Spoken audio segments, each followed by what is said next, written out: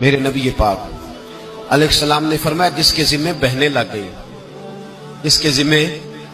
بہنیں جس کے ذمے لگ گئی، باپ کمزور ہو گیا یا باپ انتقال کر گیا، جس کے ذمے بہنوں کی ڈیوٹی لگ گئی، محبوب فرمانے لگے اس نے 3 بہنوں کی اچھی پرورش کی،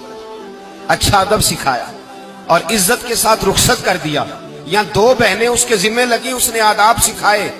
یہ ابو داؤد شریف ہے، ابن ماجہ ہے، اور پھر ان کو رخصت کر دیا عزت کے ساتھ۔ پھر ایک مقام پہ فرمایا چلو ایک بہن ہی اس کے ذمے لگی تھی،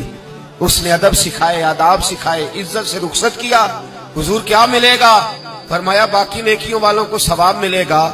جو بہنوں کا بوجھ اٹھائے گا جس طرح میری 2 انگلیاں جڑی ہوئی ہیں اس طرح میرے ساتھ جڑ کے جنت میں داخل ہو جائے گا۔ ابھی اس حق کا تعین کس نے کیا؟ نبی پاک صلی اللہ علیہ وسلم۔ اب اگر کہیں یہ کہا جائے کہ بس بھئی صحیح ہو گیا، تمہارا کیا کام ہے، تمہاری کوئی ذمہ داری ہے، تم نے کوئی ٹھیکہ اٹھایا ہوا ہے،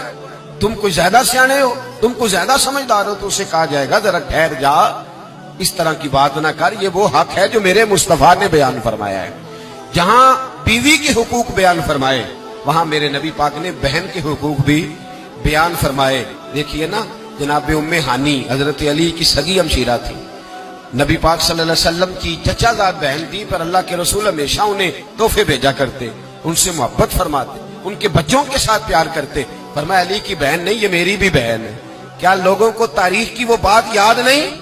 آج میں نے دیکھا ہے بھائی کے پاس شاہ خرچیوں کے لیے بڑے پیسے ہوتے ہیں، بھائی کے پاس بڑا سرمایہ ہے، جب شاہ خرچیاں کرنی ہو، سال کے بعد 2-3 چکر کاغان نران کے بھی لگانے ہو، تو اس کے پاس روپیہ ہے، پیسہ ہے، اور اگر اس کی اماں کہہ دے کہ بیٹا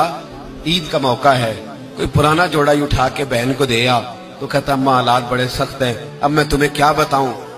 ہمیں وہ بات یاد نہیں کہ نبی پاک کی رضائی بہن جناب شیمہ جب ان کے قافلے کے خلاف مسلمان لڑے، انہوں نے جنگ کی اور وہ قید ہو کے آئیں، تو حضرت ابو ہریرہ سے کہنے لگی جا کے مصطفیٰ کریم کو بتاؤ میں تمہاری بہن ہوں۔